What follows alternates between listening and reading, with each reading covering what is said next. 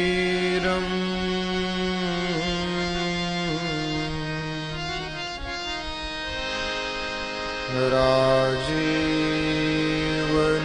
राजीवनेत्रम्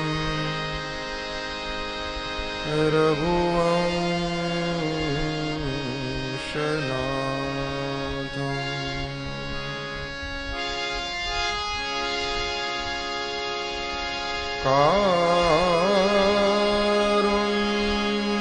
कारुण्यरूपम्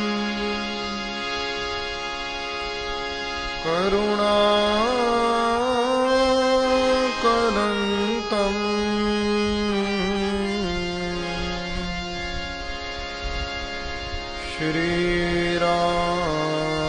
श्रीरामचन्द्रम्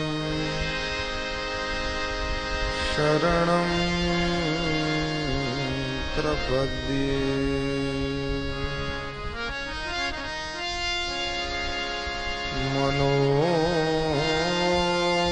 मनोजवम्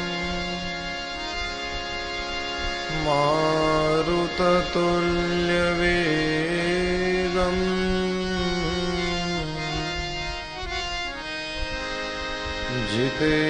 जितेन्द्रियं बुद्धिमतां वरिष्ठम्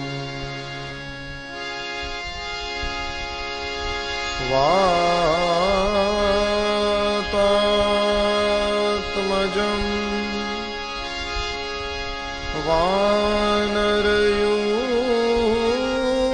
वानरयूथमुख्यम्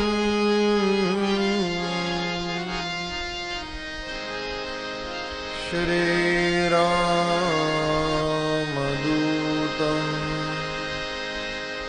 शरणं प्रपद्ये।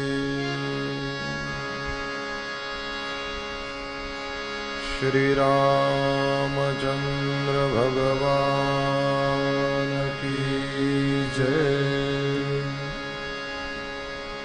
श्री हनुमान जी महाराज की जय। सद्गुरु देव की जय।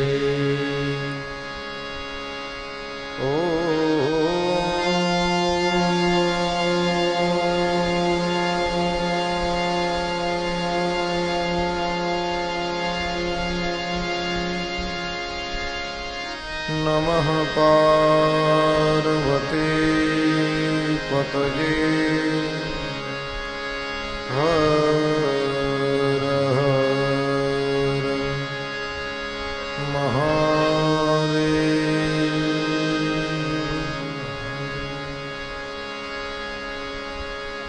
श्री राम जय राम जय जय राम। श्री राम जय राम जय जय राम।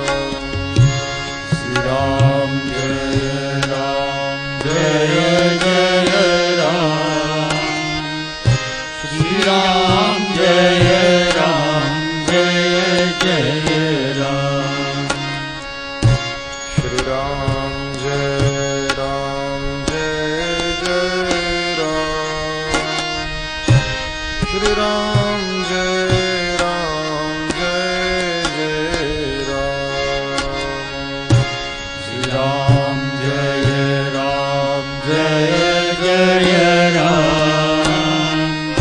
श्री राम जय राम जय जय राम। श्री राम जय राम जय जय राम। श्री राम जय राम जय जय राम। श्री राम जय राम जय जय राम। श्री राम जय राम जय जय राम। श्री राम Ram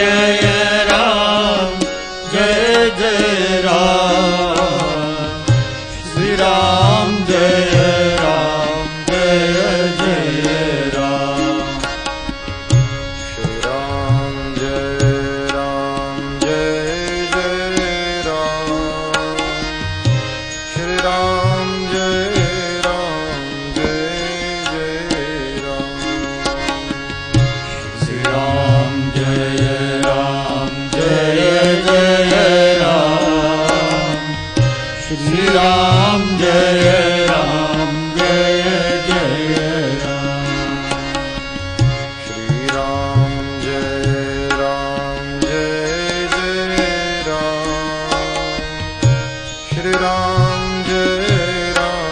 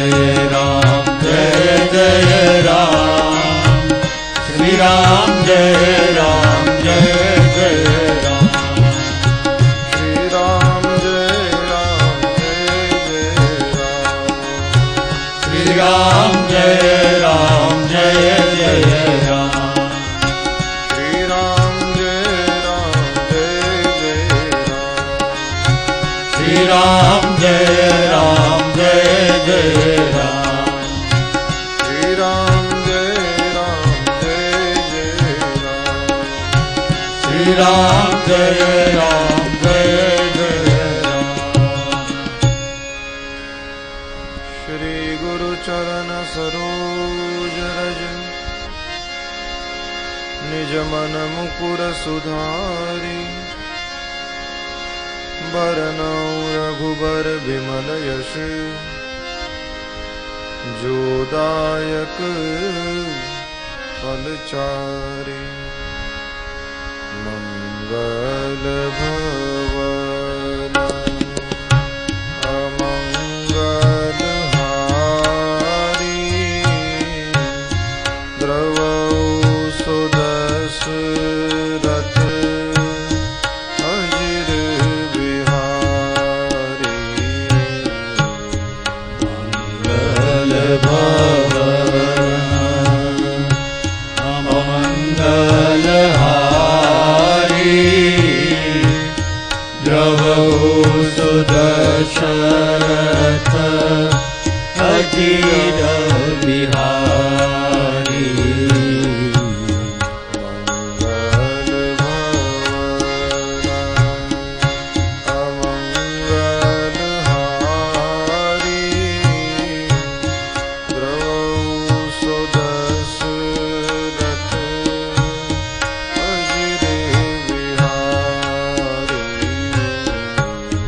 मंगल भवन अमंगल हारी द्रवौ सुदशरथ अजिर बिहारी जय जय जय हनुमान गोसाई कृपा करहु गुरुदेव की नाई। जय जय जय हनुमान गोसाई कृपा करो गुरु देव बनाई। जय जय जय हनुमान गोसाई कृपा करहु गुरुदेव की नाई। जय जय जय हनुमान गोसाई कृपा करहु गुरु देव बनाई।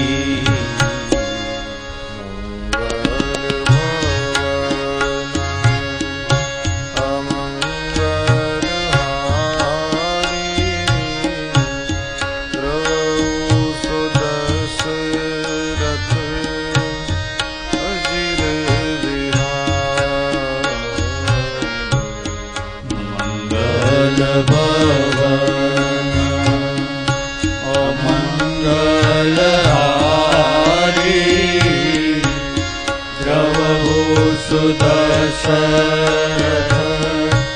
अजिर बिहारी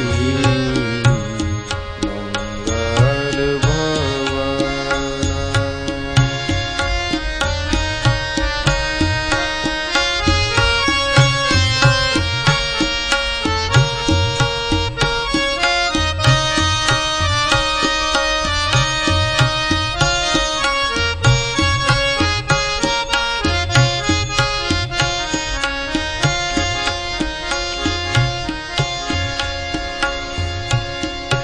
एहि विधि राम बियाह उछाहु सकई न बरनि सहस मुख जाहु।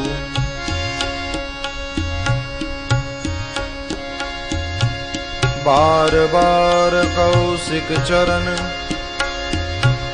शीस नाई कहराऊ। यह सब सुख मुनिराज तब कृपा कटाक्ष पसाओ।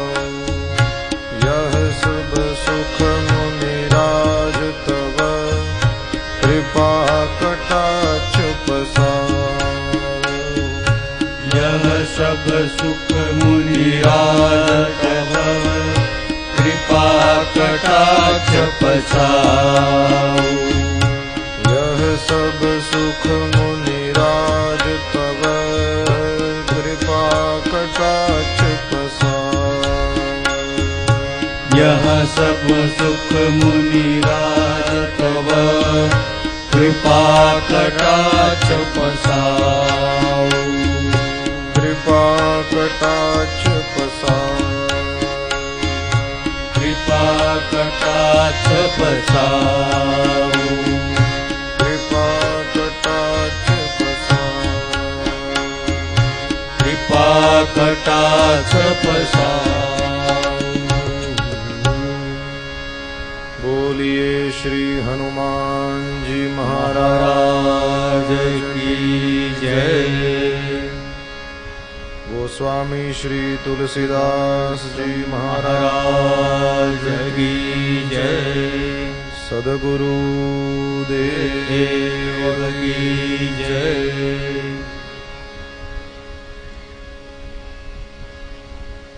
बाबा हनुमान जी के चरणों में प्रणाम। भगवान श्री रामभद्र के चरणों में दंडवत। आप सभी को हृदय से हनुमान जयंती की बधाई हो।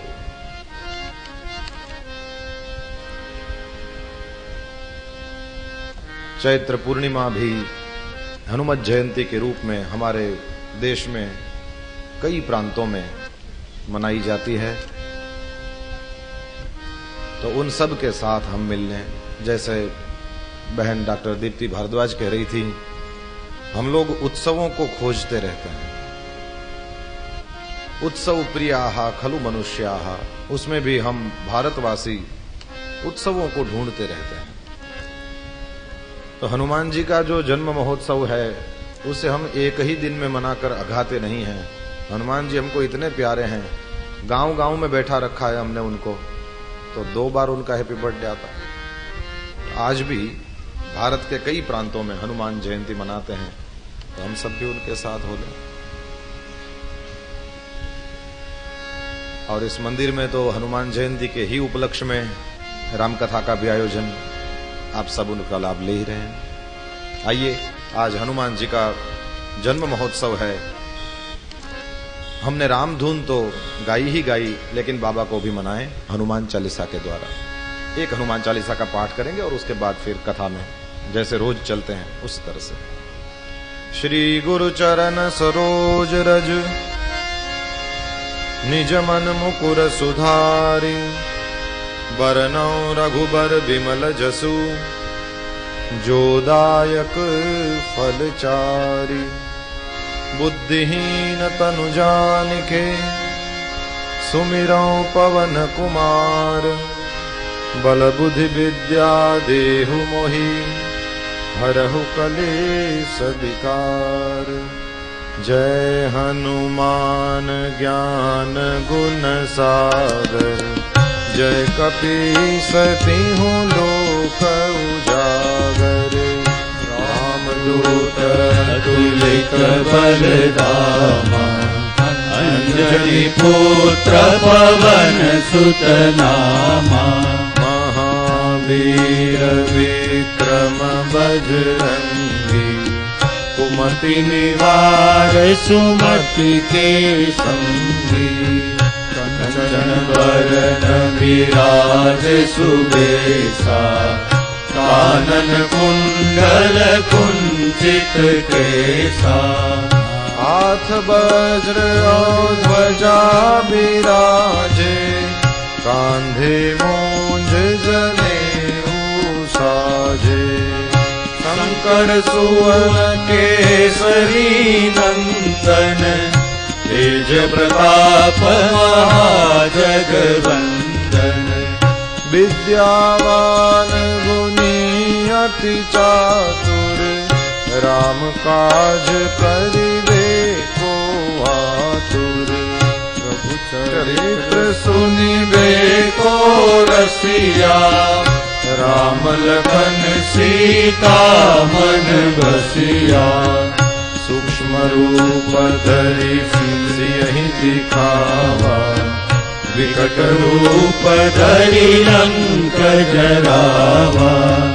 भीम रूप धरि असुर संहारे, रामचंद्र के काज सवारे।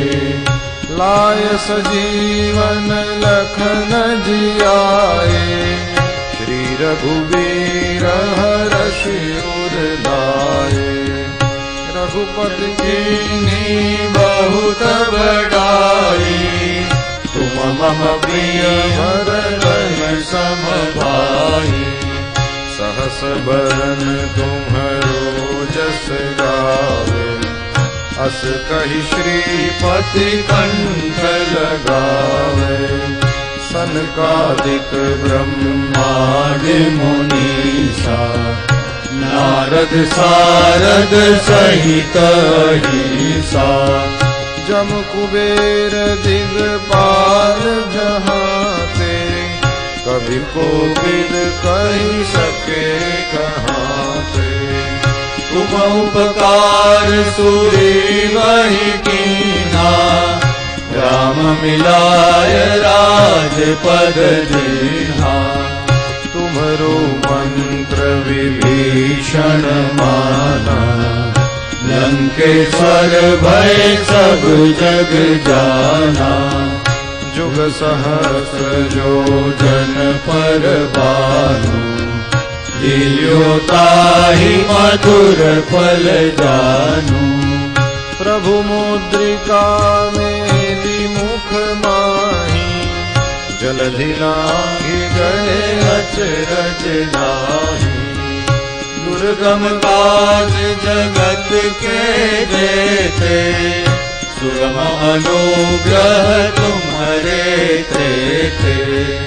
राम दुआरे तुम रखवारे, होतन आज्ञा बिनु पैसारे। सब सुख लहे तुम्हारी सरना, तुम रक्षक काहू को डरना। आपन तेज समारो आपे, तीनों लोक हाँकते कापे। भूत पिशाच निकट नहीं आवे, महावीर जब नाम सुनावे। नासे रोग हरे सब पीरा, जपत निरंतर हनुमत वीरा। संकट से हनुमान छुड़ावे, मन क्रम वचन ध्यान जो लावे। सब पर राम तपस्वी राजा, तिनके काज सकल तुम साजा। और मनोरथ जो कोई लावे, सोई अमित जीवन फल पावे। चारों जुग पर ताप तुम्हारा, है प्रसिद्ध जगत उजियारा। साधु संत के तुम रखवारे, असुर निकंदन राम दुलारे। अष्ट सिद्धि नौ निधि के दाता, असबर दीन जानकी माता। राम रसायन तुम्हारे पासा, सदा रहो रघुपति के दासा। तुम्हारे भजन राम को पावे, जन्म जन्म के दुख बिसरावे। काल रघुवर पुर जाई, जहाँ जन्म हरि भक्त कहाई। और देवता चेतन धरई, हनुमत से सर्व सुख करई।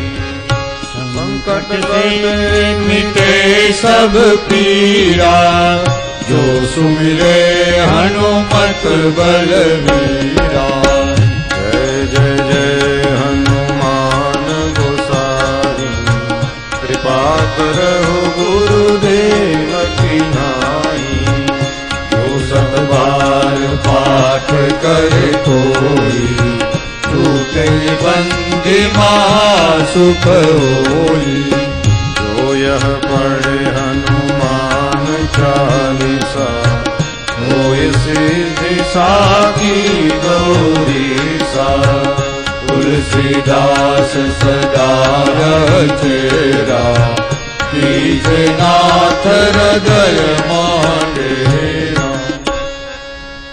पवन तनय संकट हरन, मंगल मूरति रूप। राम लखन सीता सहित, हृदय बसहु सुरभूप। बोलिए श्री हनुमान जी महाराज की जय। आप सबको फिर एक बार हनुमान जयंती की बधाई देता हुआ आइए गोस्वामी तुलसीदास जी की लेखनी के साथ यह अद्भुत प्रेम कथा, जिसे हम सब रामचरितमानस कहते हैं, जिस पर बाबा भोलेनाथ भगवान काशी विश्वनाथ ने सत्यम शिवम सुंदरम लिख दिया था, उस सत्य स्वरूप परमात्मा को प्राप्त करने वाला यह सुंदर और कल्याणकारी ग्रंथ आइए हमारे सामने सुपूजित पड़ा है, उसमें स्नान करें, अपने चित्त को शुद्ध करें। श्री सीताराम जी का विवाह संपन्न हुआ है। आज मुझे बहुत लंबी कथा कहनी है, इसलिए मैं और कुछ नहीं कहते हुए आपको सीधा कथा में ले चलता हूं। श्री तुलसीदास जी महाराज कहते हैं, यही विधि राम बियाह उछाहू, सकई न बरनी सहस मुख जाहू। जिनके हजारों मुख हैं, ऐसे शेष जी भी इस राम जी और श्री सीता जी का जो विवाह हुआ उसको ठीक ठीक बखान नहीं कर सकते। राजा जनक जी का समर्पण, उनकी चारों कन्याएं, यहां से राजा दशरथ जी का यह अतुलनीय वैभव और उनके चारों बेटे, और फिर बाराती और घराती, और जहां आपकी दृष्टि चली जाए उस तरह से वह जनकपुर की शोभा, क्या बखान करें। गोस्वामी तुलसीदास जी महाराज ने बहुत बढ़िया वाला वर्णन किया है। उस वर्णन को करके भी गोस्वामी जी कहते हैं कि ये हजार मुख वाले शेष जी भी यदि कुछ गाना चाहें तो नहीं गा सकते।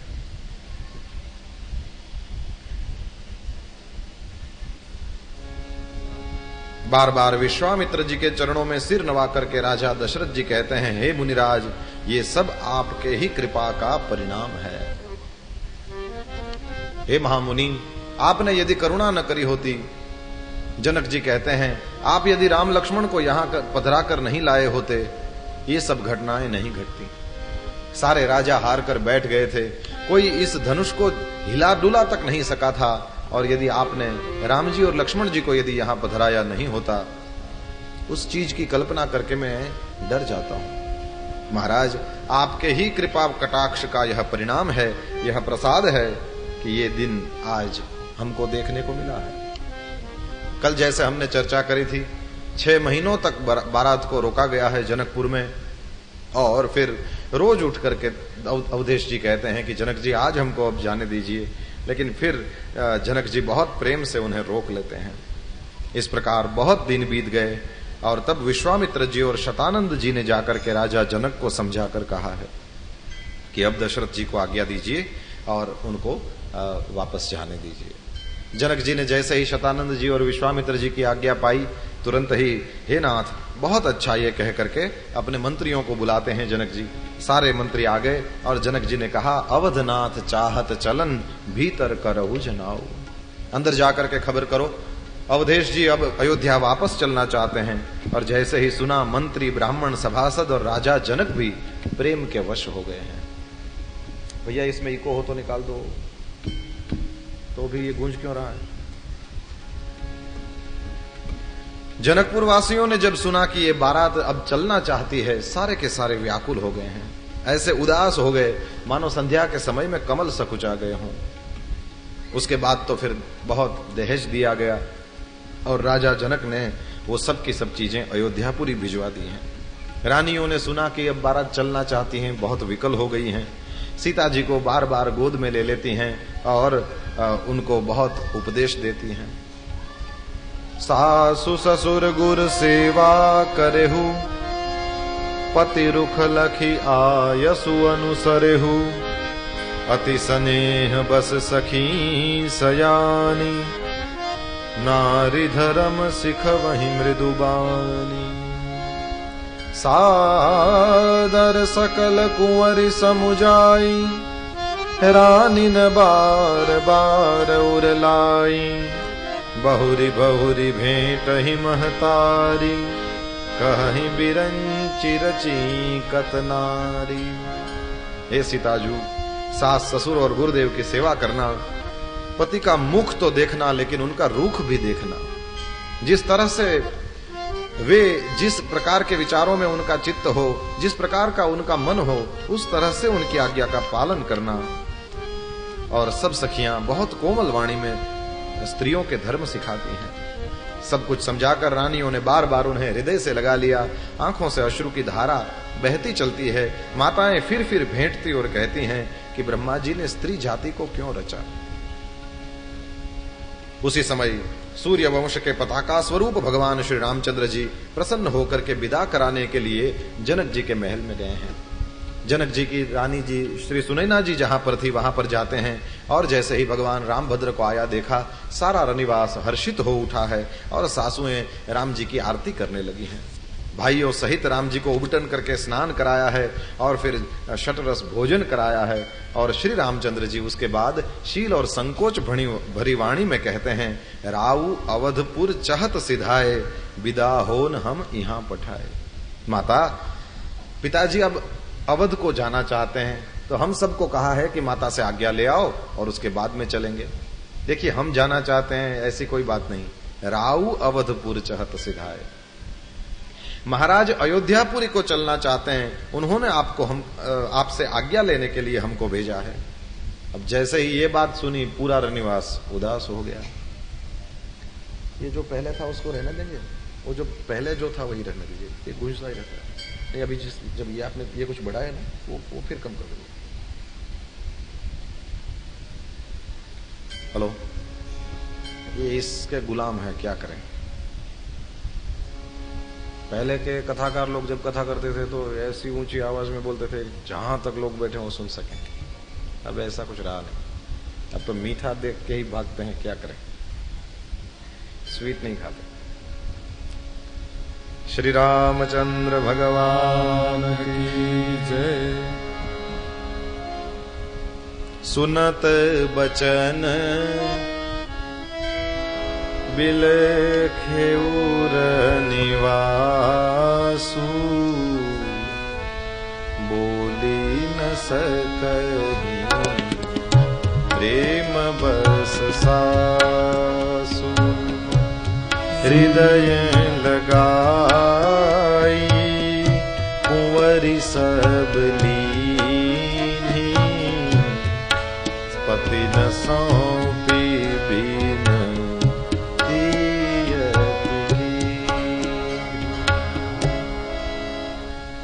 जैसे ही सुना, रघुनाथ जी ने कहा, हम अयोध्यानाथ ने हमको यहाँ आज्ञा लेने के लिए भेजा है, आप हमको आज्ञा दीजिए। सुनते ही रनिवास उदास हो गया। उन्होंने सब कुमारियों को फिर से हृदय से लगा लिया और उनके पतियों को सौंपा है और फिर विनती बहुत करी है, हे तात, हे सुजान, आप सबको बहुत प्रिय हैं। हे तुलसी के स्वामी, इसके शील और स्नेह को देखकर इसे अपनी दासी करके मानिएगा। अपनी बेटियों को राम जी, लक्ष्मण जी, भरत जी और शत्रुघ्न जी के हाथों में सौंपकर आंखों में जल है और सारी रानियां, स्पष्ट लिखा है यहाँ, सुनैना जी ने राम जी के चरण पकड़ लिए हैं। माने ये सास जी लगती हैं, लेकिन अंदर से सारे के सारे ये लोग भगत हैं। जैसे दशरथ जी राम जी के भक्त हैं, कौशल्याम्बा राम जी की भक्त हैं। संबंध कोई भी हो, लीला किसी भी प्रकार की चल रही हो, लेकिन ये सारे के सारे राम जी के ऐश्वर्य को परिपूर्ण रूप में जानते थे। सारी विवाह की लीलाएं करी हैं, सब कुछ, अपनी बेटी ब्याह दी, लेकिन फिर भी ये भगवान के जो भक्त होते हैं वे लीला कुछ भी करें, लेकिन भगवान के संपूर्ण ऐश्वर्य को वे जानते होते हैं। और रामचंद्र जी ने भी अपनी सास जी का बहुत सम्मान किया है, फिर विदा मांगते हुए बार बार प्रणाम किया है और फिर श्री रघुनाथ जी चले। रघुनाथ जी की मधुर मूर्ति को हृदय में धारण किया है। सब रानियां स्नेह से शिथिल हो गईं और फिर धीरज धारण करके कुमारियों को बुलाकर माताएं बार बार उन्हें भेंटने लगी। पुत्रियों को पहुंचाती हैं, फिर लौटकर मिलती हैं। परस्पर कुछ थोड़ी प्रीति नहीं बढ़ी, अर्थात बहुत प्रीति बढ़ी। फिर तो सखियां जो थी उन्होंने कहा कि माताओं को कि अब आप अलग हो जाइए और अपनी बेटियों को प्रेम से विदा करिए।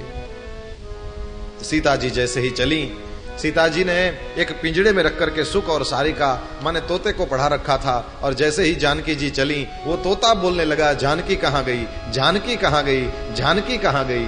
जैसे ही उस तोते को बोलते हुए देखा, धीरज की भी धीरज भाग गई। जनक जी ने जैसे ही अपनी चारों पुत्रियों को देखा है और डोलियों में बैठी हुई अपनी बेटियों को देख करके जनक जी की आंखों में आंसू आ गए। लोग सोचने लगे, कौन कहता है ये विदेह है, बाप और बेटी का संबंध ऐसा ही होता है। जनक जी जाते हैं, अपनी पुत्रियों को मिलते हैं, सीता जी के माथे पर हाथ फेरा है और जैसे ही उर्मिला जी के पास गए हैं, उर्मिला जी के पास जाकर जनक जी कहते हैं, बेटी सीता भोली है, तू तो समझदार है, बेटा सीता का ध्यान रखना, सीता का ख्याल रखना। उर्मिला जी नीचा मुंह करके बैठी हैं, क्या बोले, उनको भी अच्छा नहीं लग रहा है, लेकिन पिताजी की सीख को उन्होंने सिर पर चढ़ा लिया है। हमेशा उर्मिला जी सीता जी का ध्यान रखती थी। राजा जनक ने जानकी जी को हृदय से लगा लिया है, ज्ञान का बांध टूट गया। तुलसीदास जी कहते हैं, रहे कहावत परम विरागी। दुनिया इनको परम वैराग्यवान मानती थी, लेकिन आज मिटी महामरजाद ज्ञान की। कोई इनको देख करके बता नहीं सकता कि ये इतने बड़े ज्ञानी हैं, ये इतने बड़े विदेही हैं, या इनको किसी से कोई लेना देना नहीं है। आज बेटी को विदा करते हुए देख करके जनक जी, फिर तो बुद्धिमान मंत्री आए हैं, समझाने लगे हैं, और जनक जी ने इनको विदा किया है। बहुत से दासी दास दिए हैं जो सीता जी के प्रिय और विश्वास पात्र सेवक थे। फिर तो शुभ शकुन होने लगे, बाजे बजने लगे, बारातियों ने रथ, हाथी और घोड़े सजाए हैं, और ब्राह्मणों को बुला लिया दशरथ जी ने, और दान और सम्मान से परिपूर्ण किया है सबको। सब लोग बहुत आनंद में हैं। और फिर बारात ने गणेश जी का स्मरण किया है दशरथ जी ने, और बारात ने प्रस्थान किया है। जनक जी साथ गए हैं, थोड़ी दूर तक जाना चाहिए इस नियम को निभाने के लिए जनक जी साथ, लेकिन बहुत दूर तक जब आ गए तब दशरथ जी ने कहा कि जनक जी आप वापस जाइए, लेकिन जनक जी का मन नहीं कर रहा। तो फिर दशरथ जी रथ से उतरकर खुद नीचे खड़े हो गए। जैसे ही दशरथ जी को इस प्रकार देखा तो जनक जी भी उतरकर खड़े हो गए, और फिर जनक जी बहुत प्रेम में ही ये देखा दशरथ जी ने, तो बहुत प्रेम से कह करके, जनक जी आप चिंता न करें, हम लोग बड़े ही आराम से पहुंच जाएंगे और आपकी बेटियों को किसी प्रकार का कष्ट नहीं होगा, हम लोग आराम से पहुंच जाएंगे, और जैसे ही हम पहुंचते हैं दूतों को भेज देंगे कि हम लोग आराम से पहुंच गएंगे, आपको मैसेज मिलवा देंगे, आपको समाचार मिल जाएगा। तब जनक जी कहते हैं, दशरथ जी हम सब प्रकार आपसे अभी बड़े हो गए, आपने इतना आदर दिया, आपने इतना हमको सम्मान दिया। जिस चक्रवर्ती जी को अपने यहाँ मेहमान करने के लिए दुनिया के राजा तरसते हैं, फिर भी चक्रवर्ती जी जिनके राज्यों में एक दिन भी नहीं जाते, वे ही चक्रवर्ती जी मेरे घर 6 महीने तक रुके रहे अपने चारों पुत्रों की बारात को लेकर। अब दुनिया में सबसे बड़ा तो मैं ही हूं, आपने हमको बहुत सम्मान दिया, बहुत आदर दिया, कह करके जनक जी लौटे हैं। इसके बाद तो फिर बारात चली है और पहुंच गई अवध में। अवध में पहले से ही पता चल गया था कि ये लोग चारों भाई ब्याह करके आ रहे हैं। और फिर एक वो भी कथा है, स्वप्नोपाख्यान करके एक कथा है, तो उसमें यह है कि कैकेयी जी को एक बार स्वप्न पड़ा था, तो उसमें उन्होंने एक बहुत भव्य महल देखा, तो उन्होंने दशरथ जी से जिद करी कि हमको वैसा ही महल चाहिए जैसा हमने सपने में देखा। तो दशरथ जी ने कहा कि वो महल कैसे बनेगा, बोली वो मैं नहीं जानती। तो विश्वकर्मा जी को बुलाया और विश्वकर्मा जी ने कैकेयी अम्बा ने जैसा महल स्वप्न में देखा था वैसा ही महल बना दिया। अब जैसे ही वे कैकेयी जी उसमें रहने को जा रही थी तो उसी समय उनको समाचार दिया दूतों ने आकर के कि वहां पर तो राम जी ने धनुष तोड़ा है और फिर चारों भाइयों का वहीं ब्याह हो रहा है। कैकेयी जी वही उसी महल में रहने जा रही थी, वापस लौट के आ गई और कौशल्या जी के पास जाकर कैकेयी जी कहती हैं कि देखो, जब चारों भाई ब्याह करके यहाँ आए और जब माताओं को प्रणाम करने के लिए आए तो आप राम जी और आप राम सीता को कहना कि सबसे पहले प्रणाम आपको न करके मुझे करे। तो कौशल्या जी ने कहा ठीक है, अपने यहां तो ऐसी कोई परंपरा नहीं है कि ऐसा ही होगा ऐसा ही होगा, जिसका जो दिल आए हो सकता है। यदि बहन तुम कह रही हो कि तुमको पहले प्रणाम करे, मैं उनको कह दूंगी जरूर करेंगे। तो जैसे ही ये लोग आए और फिर माताओं ने आरतियां सजी हैं। पहले तो ऐसा था कि राम और सीता की आरती कौन करेगा, इसलिए तीनों माताएं आपस में झगड़ने लगेगी, सबसे पहले मैं करूंगी, बाद में तुम करना, बाद में तुम करना। लेकिन दूतों ने कहा कि नहीं, एक आरती नहीं, आरती 4 सजानी है और आप माताएं केवल 3 हो, 4 दूल्हे दुल्हन आ रहे हैं। तो फिर तो सब बहुत प्रसन्न हो गए और फिर बारात आई है, पूरी अयोध्या को सजाया गया और जैसे ही आरती करके वो प्रणाम करने लगे, उसमें सीता जी सबको प्रणाम करती हुई सबसे पहले कौशल्या अम्बा के चरणों में जैसे ही झुकने जाती है, कौशल्या कहती हैं कि बेटा पहले मुझे नहीं, पहले कैकेयी माँ को प्रणाम करो। तो सीता जी वहां जाकर के उनको प्रणाम करती हैं। जैसे ही उन्होंने प्रणाम किया सीता जी ने, तो वो कैकेयी अम्बा ने वो जो स्वप्न महल था उनका, उनकी चाबियां सीता जी के हाथ में रख दी। बेटा आज राम का विवाह हुआ है, मैं सोच रही थी मेरे पास जो बेस्ट वस्तु होगी वो मैं अपने राम को दूंगी। तो आज तो मेरे पास अच्छे से अच्छी चीज यदि कोई पूछे तो ये मेरा स्वप्न महल है, इसको विश्वकर्मा के द्वारा बनवाया है, आज तक किसी ने उसमें कोई पांव नहीं धरा है, ये बिल्कुल नया का नया है। मैं चाहती हूं कि राम सीता इसमें रहें। बेटा ये महल आज मैं तुमको शादी की बधाई के रूप में देती हूं। तो कैकेयी अम्बा का बहुत प्रेम था। फिर तो कौशल्या जी ने देखा, अरे ये तो बहुत चतुर है, इसने महल दिया, अब हम लोग क्या करें, अपने पास तो कुछ है नहीं। तो कौशल्या जी भी चतुर हैं। कौशल्या जी ने कहा राम बेटा इधर आओ। राम जी आ गए तो राम जी का हाथ लिया और सीता जी को कहा तुम इधर आओ बेटा। तो सीता जी आई तो सीता जी का हाथ लेकर के राम जी का हाथ उनके हाथों में दे दिया, कहा कि बेटी मेरे पास भी जो बेस्ट है वो मैं तुमको दे रही हूं, तो मेरा राम मैंने तुमको दे दिया, आज से ये तेरा हुआ। ये बड़ी चतुर निकली, मुझे पता नहीं था कि ये महल का महल तेरे को देने वाली है, नहीं तो मैं भी कुछ इस तरह से तैयार करवाती। तो बहुत आनंद हुआ है। फिर तो गणेश जी त्रिपुरारी शिव जी का पूजन हुआ है, सब मंगल गान हो रहे हैं, खूब शकुन हो रहे हैं और अयोध्या वासियों ने राजा की वंदना करी है और वो बार बार आरतियां हो रही हैं, खूब रंगोलियां सजाई गई, वो आतिशबाजियां जैसे अपने यहाँ हुआ था वैसा वो सब हुआ होगा, खूब आनंद हुआ। रात्रि विश्राम हुआ और फिर विश्वामित्र जी ने अब राजा से कहा कि राजा अब मुझे भी जाने की आज्ञा होनी चाहिए, बहुत दिन हो गए, साधु चलता भला, किसी एक जगह पर साधु नहीं टिकता, किसी जगह पर टिक गया, वहां वालों का सम्मान बढ़ा दिया, वहां वालों के ऊपर करुणा कर दी, कृपा कर दी, उनका काम बना दिया, चाहे संसारी हो चाहे अध्यात्म पथ का पथिक हो, सबका काम बन गया। तो फिर साधु चलता भला, वो ज्यादा दिन कहीं एक जगह पर ठहरे ये ठीक नहीं लगता, पानी और साधु ये चलते भले। तो विश्वामित्र जी ने कहा कि अब चाहता हूं कि चलूं। राजा दशरथ जी बहुत प्रसन्न हुए हैं और फिर सब कुछ उनका सर्वस्व उन्होंने विश्वामित्र जी के चरणों में रख दिया। चारों बेटों को बुलाया, अपने पूरे परिवार को बुलाया और खुद भी अपना मुकुट उठा करके उनके चरणों में रख दिया। कहा हे विप्र, ये मेरे पास जो कुछ है वो सब कुछ आपका है।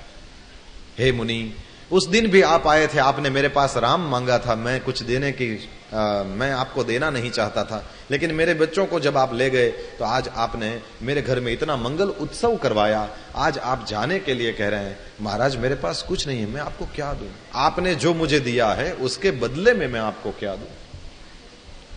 विश्वामित्र जी ने कहा हम तो देने वाले हैं, आप लेने वाले हैं, आप आनंद में रहो, हम भी आनंद में रहें, आप चिंता न करें। तो दशरथ जी ने कहा कि आपको कुछ नहीं चाहिए? बोले नहीं, कुछ भी नहीं चाहिए। सही में? बोले बिल्कुल सही में। तो फिर मैं कुछ मांगू? विश्वामित्र जी ने कहा बड़ा लोभी है रे, अच्छा मांगो। बोले और कुछ नहीं, दर्शन देत रहब मुनि मोहू, हे मुनि, मुझ पर करुणा करिएगा, जब भी यहां से आपका निकलना हो मुझे आपके दर्शन जरूर हों, इस प्रकार मुझ पर कृपा बनाए रखिएगा। इस प्रकार से राम जी भी फिर तो साथ चले हैं और विश्वामित्र जी को विदा करे हैं, और जहां विश्वामित्र जी को उन्होंने विदा किया, दशरथ जी भी अपने महल में लौट आए। गोस्वामी तुलसीदास जी वहां पर इस रामचरितमानस के प्रथम प्रकरण, प्रथम कांड बाल कांड को विराम देते हैं और एक बढ़िया वाला छंद लिखते हैं। निज गिरा पावनी करन कारण, राम जस तुलसी कहो, रघुबीर चरित पार, बारिधि पार कवि को लयो, उपबीत ब्याहु छाह मंगल, सुनिज सादर गावही, वैदेही राम प्रसाद के जन, सर्वदा सुख पावही। अपनी वाणी को पवित्र करने के लिए तुलसी ने राम का यश कहा है, नहीं तो श्री रघुनाथ जी का चरित्र अपार समुद्र है, किस कवि ने उसका पार पाया है। जो लोग यज्ञोपवीत और विवाह के मंगलमय उत्सव का वर्णन आदर के साथ सुनकर गाएंगे, वे लोग श्री जानकी जी और श्री राम जी की कृपा से सदा सुख पाएंगे। जीव की जो असली मांग है वो यही है कि मुझे हमेशा सुख मिले, मुझे हमेशा शांति मिले, मुझे हमेशा आनंद मिले। सुखम में भूयात दुखम में मां भूत। आप जो कुछ भी करते हैं वो सुख शांति और आनंद के लिए करते हैं। यहां बैठे हैं ये आपको सुख प्राप्त हो रहा है, इसलिए यहां मैं बैठकर गा रहा हूं, ये मुझे किसी ने मार कर नहीं बैठाया है। यहां दो लोग बड़ी बड़ी लट्ठियां लेकर नहीं खड़े हैं कि बोल नहीं तो मारेंगे, ये हो ही नहीं सकता। यह करुणा से ही बह सकती है। याद रखिएगा, कथा केवल और केवल करुणा से कही जा सकती है। जीव की स्वाभाविक मांग है सुख शांति और आनंद, और जो आनंद सिंधु सुख राशि सी करते त्रैलोक सुपासी। भैया जब आप चाहते हैं कि मुझे शांति मिले, मुझे आनंद मिले, मुझे सुख मिले, उस समय आपको यदि इसे शॉर्ट में कहना चाहें तो आप कह सकते हैं मुझे राम चाहिए। ये सुख शांति आनंद ये राम के ही पर्यायवाची शब्द है। तो गोस्वामी तुलसीदास जी महाराज ने कहा कि आपको सुख शांति आनंद चाहिए तो आप क्या करो, बोले राम को ही गाओ, है ना। उपबीत ब्याह उछाह मंगल सुनी जे सादर गावही। सुन करके जो लोग रोज इसको गाएंगे तो सर्वदा सुख पावही। तो कई प्रकार के नोवेल पढ़ते हैं और रोज पेपर पढ़ने को तो चाहिए ही चाहिए, फिर मैगजीन भी पढ़ने ही पढ़ते हैं और पता नहीं क्या क्या पढ़ते रहते हैं। तो बिल्कुल मैं मना करने के लिए नहीं आया हूं इतनी दूर से, आप मौज मारो, खूब पढ़ो, लेकिन उसमें से टाइम मिल जाए तो ये ब्राह्मण आपको दोनों हाथ जोड़ करके विनती करता है कि यदि टाइम मिले, रिपीट, यदि टाइम मिले, रिपीट अगेन, यदि आपको टाइम मिले तो थोड़ा रामचरितमानस भी पढ़िएगा। विनती है। अब इसके बाद अब मैंने बीज बो दिया, अब उगता है कि नहीं उगता है आप लोगों के ऊपर है ना। अब बादल जाने धरती जाने, मैंने बो दिया। टाइम मिले तब बिल्कुल अपनी कथा में मैंने तो पहले दिन कह दिया ना, आप ऐसे बैठो मेरे सामने कुछ भी करो, मौज है, आपकी मौज है, लेकिन यहां बैठो। इसी तरह से आपको ये सब पेपर पढ़ना, मैगजीन पढ़ना, ये वो सब हो जाए, फिर भी लगे कि अभी भी टाइम बचा है, अब क्या करूं, तो वो just to kill the time भी रामायण पढ़िएगा भैया। और मेरा विश्वास है जिस दिन आप रामायण को पढ़ना शुरू करेंगे, आप पेपर पढ़ने में कम टाइम लगाएंगे, आप मैगजीन पढ़ने में कम टाइम लगाएंगे। इसलिए मैं ना नहीं बोलता, आप मौज करो, उसको भी पढ़ो, लेकिन जब टाइम बचे तो इसको भी थोड़ा देख लेना, है ना। जब मम्मी कोई नई सी चीज बनाती है घर में, कोई नई वैरायटी बने या कोई नई डिश बनती है, तो फिर बच्चे कहते हैं नहीं मुझे नहीं खाना, मुझे भूख नहीं, ये नहीं वो नहीं, तो मम्मी क्या कहती है, उसे टेस्ट तो कर बेटा, है ना, चख तो ले, फिर अच्छा ना लगे तो छोड़ देना, चख ले। तो ये मम्मी ये मम्मी भी आपको कहती है इसे टेस्ट तो कर, चख तो ले, ना अच्छा लगे तो छोड़ देना। तो हम भी कहते हैं आपको यदि अच्छा ना लगे तो छोड़ दो, कोई बात नहीं, लेकिन यदि अच्छा लगे तो फिर उसको प्रेम से पाओ। जय हो बाबा। सिय रघुबीर विबाहु जे सप्रेम गावहि सुनहि तिन कह सदा उछाहु मंगलायतन राम जसु। कहते हैं जो व्यक्ति सीता जी और रघुनाथ जी के विवाह प्रसंग को प्रेम पूर्वक गाएंगे सुनेंगे उनके लिए सदा उत्साह माने आनंद ही आनंद बना रहेगा। देखो ये सब फल हैं और गोस्वामी तुलसीदास जी ने ये आशीर्वाद दिए हैं, ये कभी भी झूठे हो सकते नहीं। क्यों झूठे नहीं हो सकते? बोले साक्षात भगवान महादेव ने लिखा है सत्यम शिवम सुंदरम। इसका मतलब क्या है? इसमें जो कुछ भी लिखा है सत्यम माने सब की सब बातें सच्ची हैं। दूसरा शिवम, शिव का मतलब क्या होता है? कल्याणकारी। इसमें जो कुछ भी लिखा गया है वो सारी की सारी बातें मेरे और आपके कल्याण की हैं और कुछ भी भद्दा नहीं लिखा गया है। सुंदरम, जिस तरह से गोस्वामी जी ने लिखा है बहुत ही सुंदर है। तो गाने में मजा आता है और सुनने में मजा आता है और कल्याण करता है और सच्चा है। फिर भी जो नहीं पढ़ता है उसका तो क्या करें। परब्रह्म परमात्मा श्री सीताराम जी के चरणों में यह प्रथम वांग्मयी पुष्प अर्पण करते हैं। इति श्रीमद् रामचरितमानसे सकल कलिकलुष विध्वंसने प्रथम सोपान श्री सीतारामचंद्रार्पणमस्तु। अब दूसरा सोपान इसे कहते हैं अयोध्या कांड। आरंभ में भगवान महादेव को वंदन किया गया है। यस्या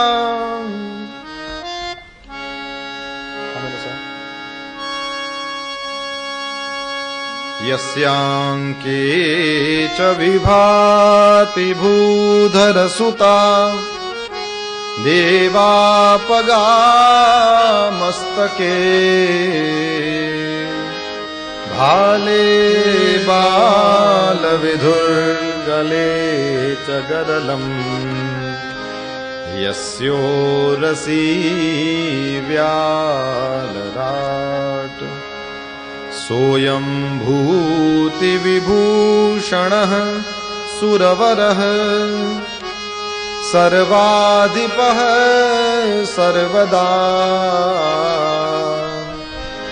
शर्वः सर्वगतः शिवः शशिनिभः श्रीशंकरः पातु माम्। भगवान श्री शंकर जी के चरणों में वंदन है। फिर जिनकी बुद्धि स्थिर है, जो स्थित प्रज्ञ है, ऐसे भगवान राम को प्रणाम किया गया है। और एक श्लोक में श्री रामचंद्र जी को फिर से वंदन किया गया है। और उसके बाद में श्री गुरु चरण सरोज रज निज मन मुकुर सुधारी बरनौ रघुबर विमल यश जोदायक फलचारी। ये दोहरा यहां पर लिखा है। गुरुदेव के चरण कमलों की रज से अपने मन रूपी दर्पण को गोस्वामी तुलसीदास जी कहते हैं मैं इसको साफ करके फिर रघुनाथ जी के निर्मल यश का वर्णन करता हूं। यह क्या देगा? बोले आपको धर्म चाहिए होगा तो धर्म देगा और अर्थ चाहिए होगा तो वो भी मिल जाएगा। अरे काम चाहिए होगा तो काम मिल जाएगा। और यदि मोक्ष की लालसा से इसे आप सुनते या गाते हैं उसकी भी प्राप्ति हो जाएगी। कल्प वृक्ष है, इसके नीचे जाकर के जो जैसी कामना करता है उसको जरूर जरूर जरूर जरूर मिलता है। देखो भगवान की आराधना करते समय मेरे आपके मन में कौन सा संकल्प है इसका बहुत ज्यादा महत्व है। जिस संकल्प को लेकर आप हनुमान जी के पास आते हैं, जिस संकल्प को लेकर आप राम जी के चरणों में अपना शीश नवाएंगे वो आपको जरूर जरूर प्राप्त होगा। ये पक्का है। वो तो देने ही बैठे हैं, अपनी तरह थोड़ी कंजूस हैं वो कि पहले तो आप एप्लीकेशन करो और फिर उस पर विचार किया जाए और ये ठीक है कि नहीं है और इसको अभी दिया जाए कि बाद में दिया जाए। ये सब गणित भगवान नहीं जानते। भगवान को कुछ चीजें बिल्कुल नहीं आती। उसमें एक सबसे पहली ये मैथ्स में यदि राम जी को बैठाया जाएगा तो बिल्कुल 0 0 0 0 मार्क्स आएंगे उनको। 3-4 लड्डू लेकर आएंगे वे, क्योंकि मैथ्स उनको बिल्कुल नहीं आती। गणित में राम जी बिल्कुल 0 हैं। दूसरी एक चीज उनको नहीं आती, उनको यदि आप घड़ी दिखाओ तो उनको पता नहीं चलता कितना बजा है। श्योर, भगवान को घड़ी में यदि पता चलता होता तो पहनता नहीं। भगवान घड़ी नहीं पहनते। उसका एक कारण है, उनको बिल्कुल भी नहीं पता चलता कि ये क्या क्या बजा है। तो अपना पहले आज ही में वो सुमित भाई मेरे को बोल रहे थे कि वो पहले तो अपने यहाँ कोई 11 बजे आए तो तब भी दर्शन होते थे, और आज अपने 10 साढ़े 10 मंगलवार है तो थोड़ा लंबा चलेगा, मंगलवार नहीं है तो थोड़ा वो टाइम पे आरती हो जाएगी। तो हनुमान जी कहते हैं ये सब टाइम पे ही हो रहा है, मालूम पड़े तब ना क्या देर हुई है या नहीं। उनको घड़ी देखना बिल्कुल नहीं आता, इसलिए पहनते भी नहीं। और इसलिए एक फायदा हमको आपको ये भी है कि जब भी जाओ भगवान समझते हैं टाइम पे आया है ना। नहीं तो किसी कवि ने कहा है कि घर से मंदिर का रास्ता तो होता है 10 मिनट का, लेकिन पहुंचते पहुंचते कभी 60-70 साल चले जाते हैं। घर से दुकान को तो रोज दौड़ता है, लेकिन घर से मंदिर तक पहुंचते पहुंचते 60-70 साल की जिंदगी चली जाती है। और फिर भी जब भी जाते हैं भगवान को लगता है हाँ टाइम पे आया, आता ही नहीं उसको। तो कुछ चीजें हैं जो भगवान को बिल्कुल नहीं आती। उसमें एक घड़ी देखना नहीं आता, मैथ्स नहीं आती,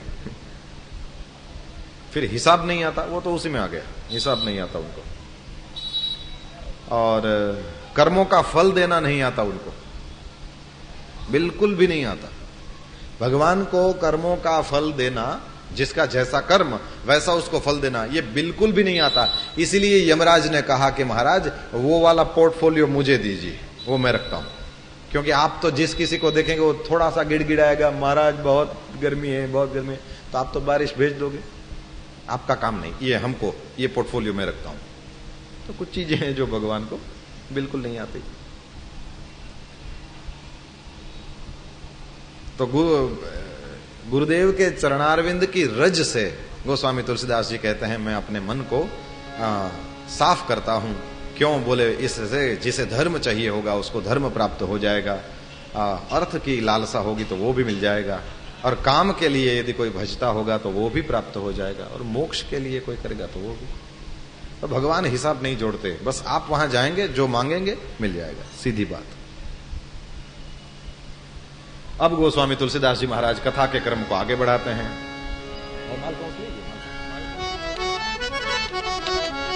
जब ते राम ब्याही घर आए, नित नव मंगल मोद बधाए। जब ते राम ब्याही घर आए, नित नव मंगल मोद बधाए। जब ते राम ब्याही घर आए, नित नव मंगल मोद बधाए। जब ते राम ब्याही घर आए, नित नव मंगल मोद बधाए। भुवन चारी 10 भूधर भारी, सुकृत मेघ बरसहि सुख बारी। भुवन चारी 10 भूधर भारी, सुकृत मेघ बरसहि सुख बारी। रिधि सिधि संपत्ति नदी सुहाई, उमगी अवध अम्बुधि कहूँ आई। रिधि सिधि संपत्ति नदी सुहाई, उमगी अवध अम्बुधि कहूँ आई। जब ते राम ब्याही घर आए, नित नव मंगल मोद बधाए। जब ते राम ब्याही घर आए, नित नव मंगल मोद बधाए। नित नव मंगल मोद बधाए। नित नव मंगल मोद बधाए। अयोध्या जी में नित्य नए मंगल होने लगे जब से श्री रामचंद्र जी का विवाह संपन्न हुआ है। 14 लोक रूपी बड़े भारी पर्वतों पर पुण्य रूपी मेघ सुख रूपी जल बरसाने लगे। गोस्वामी तुलसीदास जी महाराज कहते हैं, माताएं और सखी सहेलियां अपनी मनोरथ रूपी बेल को फली हुई देखकर बहुत आनंदित हैं। अब तो सब लोग इतने प्रसन्न इतने प्रसन्न कि जैसे ही एक चीज मिल गई जिमी प्रति लाभ लोभ अधिकाई। लाभ मिले लोभ बढ़ता है, तो क्या सोचने लगे, सबके उर अभिलाषु अस कहीं मनाई महेशु आप अछत जुबराज पद राम ही देव नरेश। सब लोग अपने मन में यही संकल्प करने लगे, यही अभिलाषा करने लगे, कहीं मनाई महेशु, भगवान शंकर को प्रार्थना करते हैं कि राजा जी अब तो अपने जीते जी रामचंद्र जी को युवराज बना दें, और कुछ नहीं चाहिए। इसका कोई अंत नहीं है। दशरथ जी की बहुत बड़ी उम्र हो गई थी, तब तक बेटे नहीं थे, बच्चे नहीं थे, तो सब लोग वही कि हमारे राजा जी के वहां पलना बंध जाए, ये हो जाए वो जाए।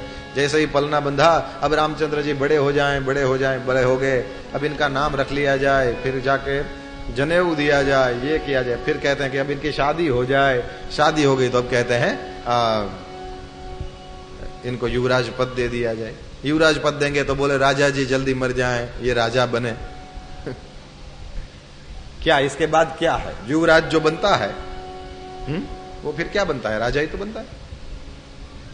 देखो, आशा और तृष्णाएं ऐसी चीज हैं कि आप जीवन भर इसको भरते रहो, ये कभी पूरी नहीं होने की। अब हमारी आपकी यदि उम्र छोटी हो तो जो हमसे बड़े हैं उनको पूछो, क्यों जी इतने साल बीत गए खाते खाते, 9 बजेगा जैसे ही, तो क्या फिर कुछ खाने को नहीं चाहिए होगा? चाहिए होगा ना।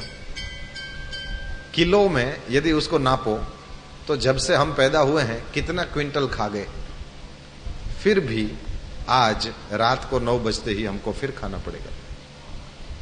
लीटर में नापो कितना पी गए हम लोग, अच्छी वाली चीजें।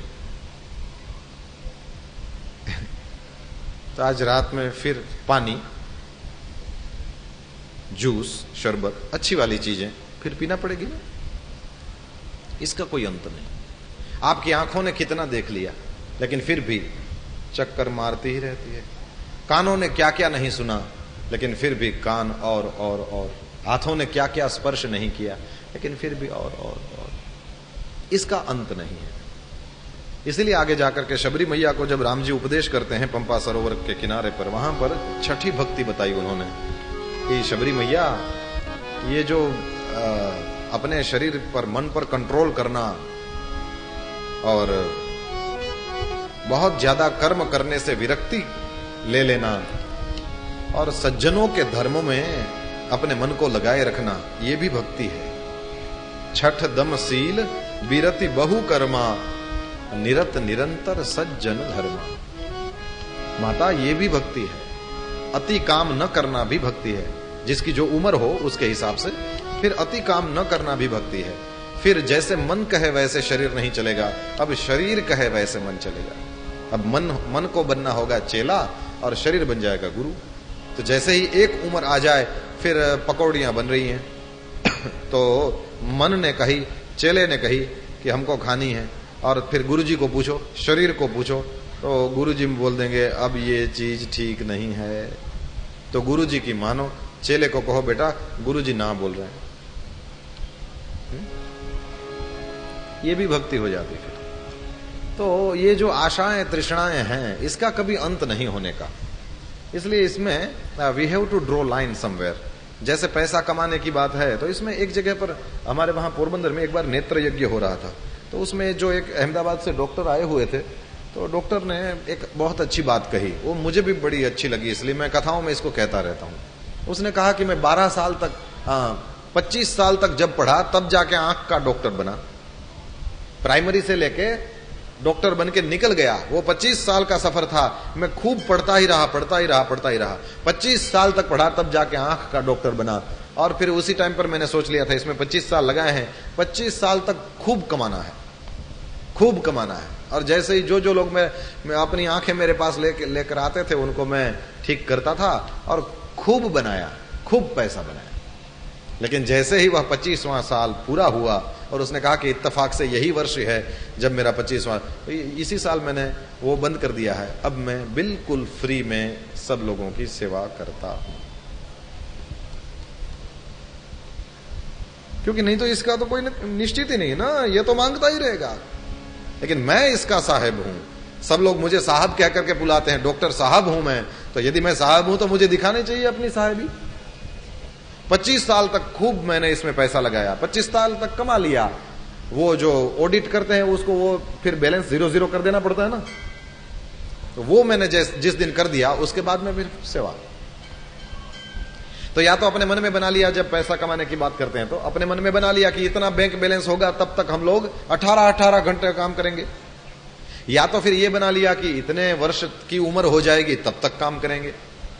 क्योंकि कहीं ना कहीं यदि आप लाइन नहीं मारे, वहां पर लाइन नहीं कर देंगे कि यहां तक आपको वो उसको आउटलाइन को ड्रॉ करना पड़े, वहां तक मुझे सीमा होनी चाहिए। और जब तक उस सीमा को आप रखेंगे नहीं तो फिर अपने वो गधे और बैल में और अपने में क्या फर्क है। और याद रखना, कमा कमा के थक जाओ, जिस दिन 50,000 कमाते हो उस दिन यदि 4 रोटी खाते हो, तो जिस दिन वो 50,000 वाला 50 लाख कमाता है जब, तब 4 की 40 रोटियां होती हैं। कभी क्या होता है, बहुत संभव है वो 4 से 1 पर आ जाए। सूरत में एक बहुत बड़ा हीरे का व्यापारी है, उसने हमारे गुरुदेव से एक बहुत बढ़िया बात कही, याद आई गई तो मैं आपको बता दूं। उसने कहा कि ऊपर से भगवान ने हम सबको भेजा है, तो उस टाइम पर भगवान ने दोनों हाथों में कुछ चीजें रखी थी, कहा कि ये मिलेगा या ये मिलेगा, जिसको जो चाहिए लेकर चलते बनो। तो एक में स्टील की थाली और उसमें शुद्ध घी का लड्डू, और इसमें चांदी की थाली लेकिन उसमें चाय और वही सामान्य सी सूखी सी रोटी जिसमें घी नहीं लगा हुआ था। तो भगवान ने कहा चलो उठाओ जिसको जो चाहिए। और रियली आप देखिए, जिन जिन के घरों में स्टील की थाली है शुद्ध घी के लड्डू खा सकते हैं, और जिन जिन के घरों में चांदी की थालियां पहुंच गई है, डॉक्टर साहब ने मना किया है घी को सूंघना भी मत। चांदी की थाली वाले सूखी एक रोटी और चाय। तो जो मेरे ख्याल से यहां जो बैठे हैं ऑलमोस्ट स्टील की थाली वाले हो ना, मैं तो स्टील वाला हूं भगवान की कृपा से अभी तो अपने, अच्छा मैं स्टील वाला हूं, आप लोग भी वही हो ना।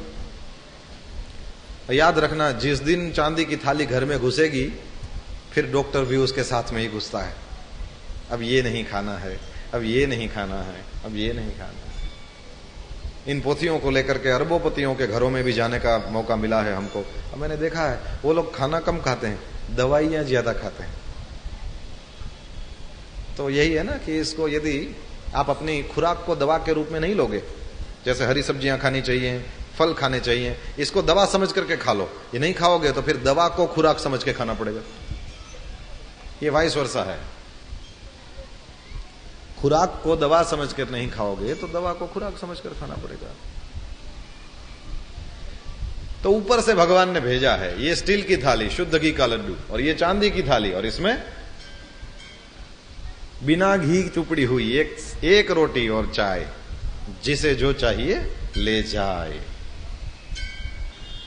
तो आंखों को बहुत दिखाया है लेकिन फिर भी आंखें और देखना चाहती हैं, और जीभ को बहुत खिलाया है लेकिन फिर भी बहुत बहुत खाना चाहती है जीभ। कान ने बहुत कुछ सुन लिया लेकिन फिर भी और सुनना चाहते हैं कान। इसका अंत नहीं है।